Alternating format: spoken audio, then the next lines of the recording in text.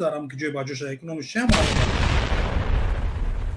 ابو محمد مدنی مردم از شما را یک مراجعت میکنم 200,000 روبل در همینجا تیار موندگی 200,000 روبل شاگرداش در میرسی هم میشناسین پیرواش هم میشناسین والله بیلو طلاق قسم ای 200,000 روبل تیار موندگی ای شاگرداش یا طرفدار را همینجا باش اگر کسایی که امورا بو بگا پیامو بو 24 کافر میزنه 19 کافر میزنه یا دیگه برادر را پول 200,000 تیار موندگی ای شاگردش همینجا میدونین یگون تو نیا کنین طرفداراش میشناسین یگان میدونم بکروژانش هم میدونین من واشوکو سپوریدن در مقامات یا ثواب ای یعنی اونا شما یگان گناه نمیگیرین فکر نکنید شما تیموس یاردم کنین نمره تلفن من 8996 133 54 24 الحمد لله والصلاة والسلام على رسول الله وعلى آله وصحبه ومن والاه أما بعد.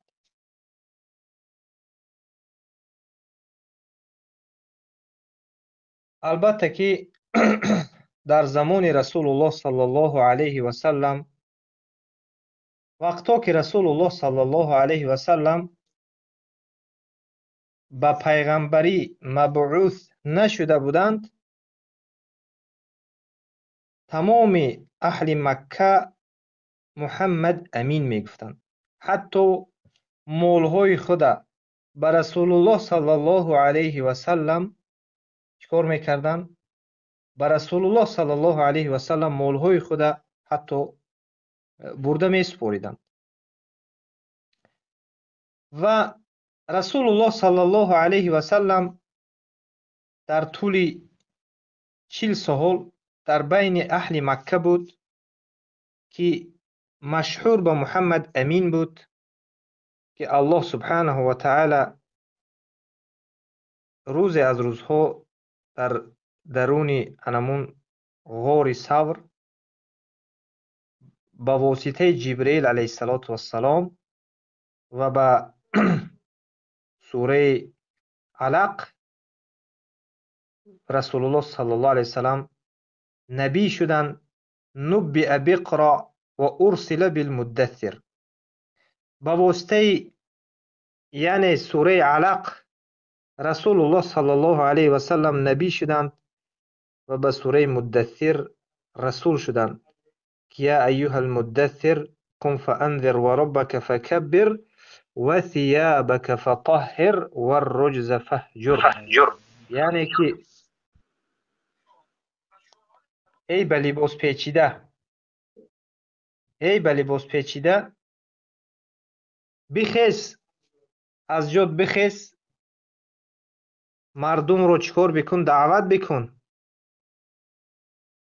یا ایها المدثر قم فانذر ينذر عن الشرك ويدعو الى التوحید بخیز اونها رو تو به توحید دعوت بکن و از شرک اونها رو بترسان و ربک فکبر ای عظمه بالتوحید پروردگار خدا به یگانگیش بزرگ بشمار و ثیابک فطهر و لباس خود را پاک نگه بدار پاک بکن ای طهر اعمالک عن الشرک یعنی عملهای خودت را از شرک پاک نگه بدار و الرجز فهجر یعنی الرجز الاصنام و حجرها یعنی ترکها یعنی رجز این اصنام هستند بت هست و حجر کردن یعنی ترک کردن اونها است.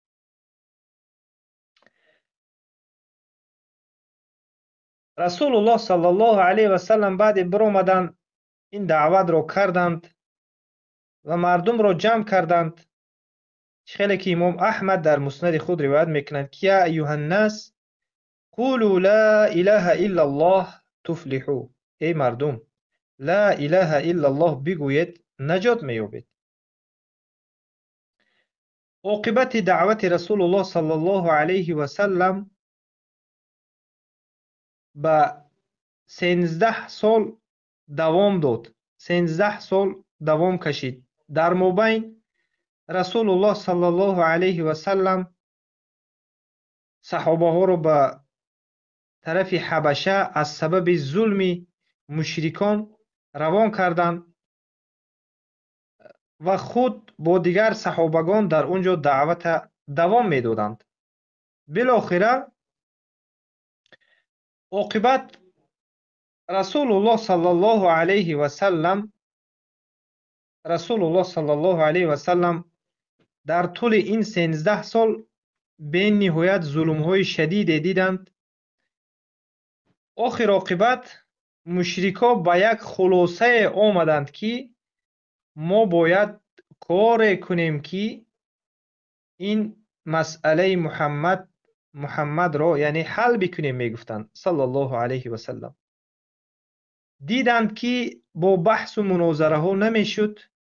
در هر یک بحث و مناظره هایی که میشد اونها به شعر جواب میدادند، آیت نازل میشد.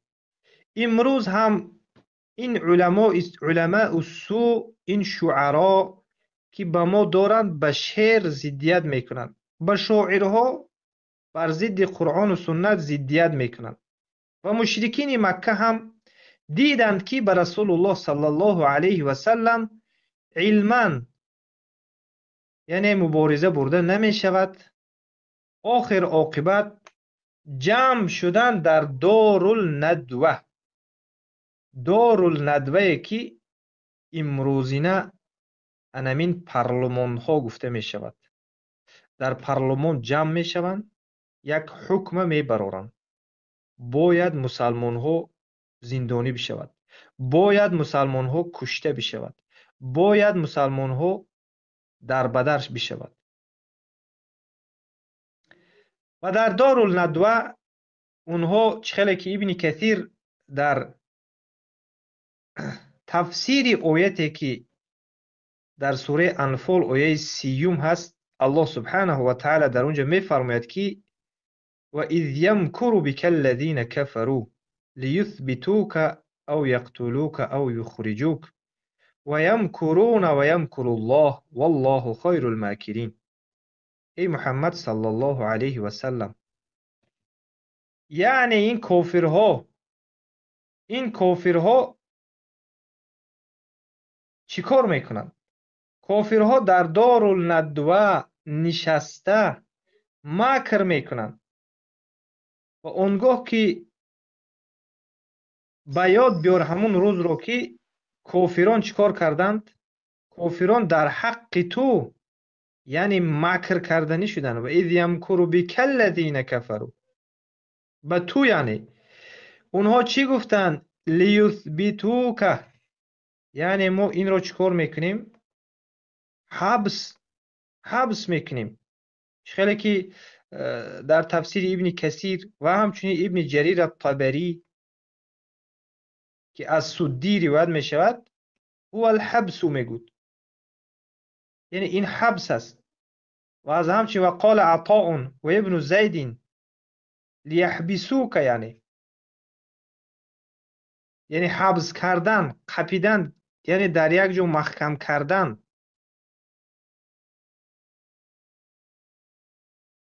و خواستن چیکار بکنن؟ بعضی اونها در اون شورای خود مشرکین گفتن این را باید چیکار کرده شود؟ این را باید حبس کرده شود. و بعضهم ای یقتلوک، و بعضی اونها گفتن قتل کرده شود. و بعضهم ای او یخرجوک، یا اینکه خارج کرده شود.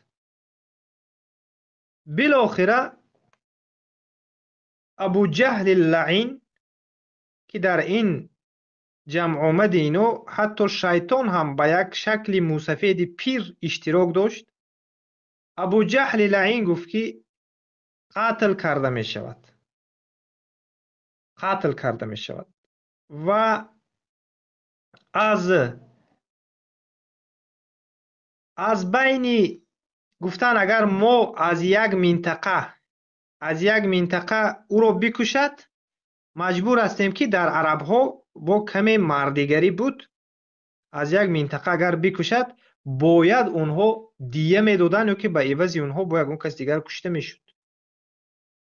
و همین گونه اونها چیکار کردند؟ اونها گفتن ما از چند قبیله میگیریم، از چند منطقه و قبیله، یعنی که از 10 قبیله 10 نفر جمع کردن، خواستند که مکر بکنند. و یمکرون و یمکر الله، الله هم نیز به اونها مکر کرد. بالاخره در جای رسول الله صلی الله علیه و سلم، در جای رسول الله صلی الله علیه و سلم که خوابید علی رضی الله عنه، زیرا که والله خیر الماکرین، و الله بهترین مکر کنندگان است. البته الله صفت مکر کردن ندارد، لیکن وقتا که به الله سبحانه و تعالی کسی مکر کردنی شد، الله هم به اون مکر میکند. به همین خاطر اونها مکر کردند که الله هم به اونها مکر کرد. رسول الله صلی الله علیه و سلم از اونجا یعنی به سوی مدینه هجرت کردند. دیدند که رسول الله صلی الله علیه و سلم نیست و از قفاش آدم روان کردند. حتی اعلان کردند که کسی محمد صلی الله علیه و سلم رو بکشد به او 100 شتر داده می شود، که در سیره رسول الله صلی الله علیه و سلم این آمده است. از بین اینا سراقه این گپ رو شنوید، سراقه ابن مالک این گپ رو شنوید، دوان یعنی چیکار کرد؟ از پس رسول الله صلی الله علیه و سلم رفت. از پس رسول الله صلی الله علیه و سلم رفت و حتی به نزد رسول الله صلی الله علیه و سلم رسید که با همراهی ابوبکر بود. سراقه وقتی می رفت اسب او نمی رفت، سبحان الله، اسب او نمی رفت. خلاصه به نزد رسول الله صلی الله علیه و سلم رسید و رسول الله صلی الله علیه و سلم به او چی گفتند؟ ای سراقه گفتند انمون یعنی زر و زیوری که کسرایی که مثلا پادشاهی روم بود، که اون میگود یعنی هم پادشاه روم همون زر و زیور لباسش چگونه بر تو پادشاه فارس روم خلاصه چگونه به تو میزیبد گفتن، چگونه به تو میزیبدن گفتن لباس همو. سراقه حیرت زده شد به این گپ، یعنی در فکر در آمد. خلاصه ما در همین این چیزها را ما برای چی بیان کردیم اناکنون؟ این حالت ها را، این قصه و این واقعه که در زمان رسول الله صلی الله علیه و سلم شده است، ما اناکنون به خلاصه میگذاریم که امروز پیروان ابو جهل پیدا شده هستند. شما آگاه باشید، پیروان ابو جهل اینها کیها هستند؟ اینها همون انسان‌هایی هستند که ابو جهل 100 شتر بر رسول الله صلی الله علیه و سلم گذاشت و پیروان محمد رسول الله صلی الله علیه و سلم امروز انمین روزها رو گذرانیده ایستادند. وقتی که ما به بعضی ویدیوها نظر میکنیم، بعضی از حزبی های مشرکین خوبسای غلامان اروپا، غلامان انمون آلمان، در ویدیوهای خود یک تش گفته ایستاده است که شما با فکرم همتون دیده هستید، میگوید که کسی اگر از پیروان انمین اهل توحید را، کسی که از پیروان انمین ابو محمد مدنی میگوید، الله حفظ کنه شیخ، سبحان الله، برای یک انسان دشوار است، برای یک انسان دشوار است که بله از تمام یعنی گرد و اطراف به یک انسان هجوم بشود. و همچنین رسول الله صلی الله علیه و سلم هم انمین گونه هجوم ها شده بود. و ما از همین چی می آموزیم؟ ما می بینیم که پیروی محمد رسول الله واقعا پیروی رسول الله صلی الله علیه و سلم کی است در اینجا و پیروی ابو جهل کی است. انکون شما دیده ایستادید که پیروان رسول الله صلی الله علیه و سلم در همه جا، در هر دور و زمان، انمی گونه برای اونها پولها جدا کرده می شود، چه از جانب حکومت است، چه از جانب دیگر گروه و جماعت های باطل مشرکین هست. انمی گونه پولها جدا کرده می شود برای اونها رو نیست و نابود کردن. برای همون شما ای مردم مسلمان تاجیک، شما آگاه باشید که این خوبسا برای نجات دادن خلق، برای نجات دادن مردم مظلوم تاجیک گفته فریب کرده امت رسول الله صلی الله علیه و سلم قتل کردند. اینو تیار هستند و قتل هم کرده ایستادند و هم می فروشند. لایق هدایت باشد هدایتش کند، لایق هدایت نباشد الله سبحانه و تعالی به یک خوری و ذلیلی، یعنی یک مرگ خوری و ذلیلی را به او نصیب بگرداند، شرمنده دنیا و آخرتش کند. و ما یقین داریم که این انمون دعاهای بعض مظلومین موحدین هست، شاید که اینها در این حالت هستند. زیرا رسول الله صلی الله علیه و سلم چی گفتند؟ اتقی دعوت المظلوم فإن لیس بینها و بین الله حجاب. به معاذ که مجتهد صحابه ها بود، ای معاذ گفت تو گفت از دعای مظلوم بترس، زیرا بین او بین الله یگان حجاب نیست. معاذ کجا هست؟ معاذ و این خوبسای مسلمان کش، این خوبسای قاتل ها کجا هستند؟ انا شما فهمیده ایستادید که پیروی رسول الله صلی الله علیه و سلم کی است و پیروی ابو جهل کی است؟ ما در همین موضوع خوب شروع بیان کردیم که پیروی ابو جهل کی بودنش معلوم شد. انسانها رو میفروشن، قتل میکنن. نگاه کنید سه صفت دارن: یا زندانی میکنن، یا از همون جای زیستش بیرونش میکنن، به درغش میکنن، یا اینکه قتلش میکنن. انمی صفتی کی است؟ انمی صفتی انمی پیروان ابو جهل است. در حاجی میرزاش هم دیده می شود و در دیگر بختری و دیگراش هم دیده می شود. اینا همش خائن دین هستن. اونا ما را خائن دولت میگن، ولی ما در نزد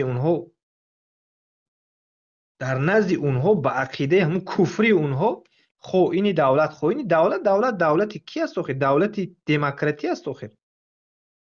ما اونها را خائن در دین میگوییم، خائن دین هستن اونها. عیب ما یگانه چی است؟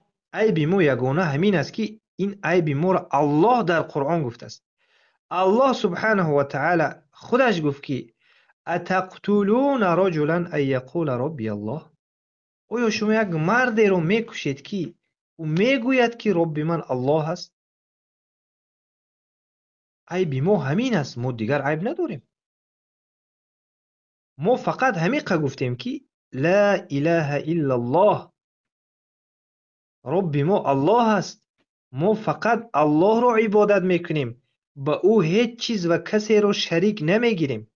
حکم از آن الله است، حاکمیت هم از آن الله است و حکم غیر حکم الله شرک و کفر است، حکم طاغوتی است.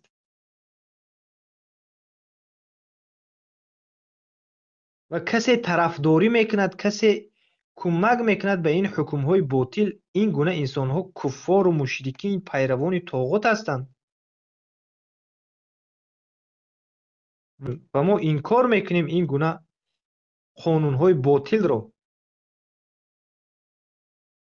از یک جانب بعضی هاشون ما رو به بعض جماعت ها نسبت میدهند، از یک جانب بعضی هاشون تهدید ها میکنن، تهمت ها میکنن. به اینها 200,000 روبل، کسی اگر اینها را بیاورد به اینها 200,000 روبل. الله شاهد است، من سخن همین را گوش کردم، عینی سخن ابو جهل در ذهنم اومد که انا این سخن ابو جهل انا من دویم باره در همین عصر ما تکرار کرد. ولی در هر زمان و هر وقت و زمان لکل فرعون موسی، به تمام فرعون موسی هست، به تمام ابو جهلان محمد هست. اونها پیروان ابو جهل هستند، ما پیروان محمد رسول الله صلی الله علیه و سلم هستیم. انمین از فرق ما و فرق اونا. و ای مردم مسلمان تاجیک، شما بیدار شوید، شما بشناسید که این خبثا، این مشرکین و این دشمنان دین و دشمنان الله و این پیروان ابو جهل چقدر مسلمان ها رو قتل عام کرده هستند. انمین جنگ 91 و 92 انمین خبثا کرده هستند و اینا دارن میگن شما مسلمان ها خیلی و خیلی کرده هستید، جنگ شما کرده هستید. برعکس اینمین حزبی های و اینمین 24 و 25 و نمیدونم بود چندین گروه دارن، اینا هستن. و ما به این سخن گفتنی نیستیم که این حکومت خوب است و این حکومت هم یک حکومت طاغوتی است. و به این سخن ما همه را گفتنی هستیم که شما پیروان ابو جهل بشناسید. همه کار اینها میکنن، باز مسلمان ها، باز اهل توحید در بلا ماندگی است.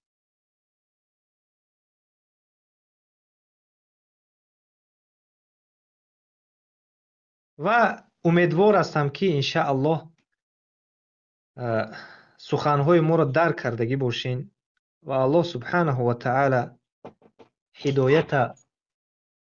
هدایت نصیب کند به کسانی که حق فهمیدن و باطل فهمیدن.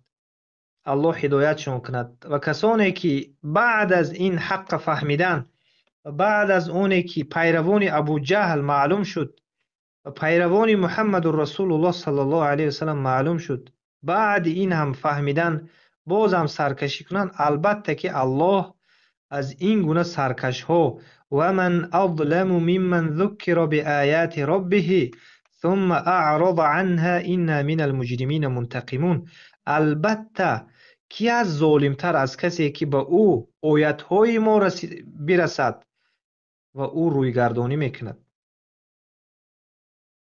و الله سبحانه و تعالی از این گونه انسانهای مجرم البته انتقام میگیرد.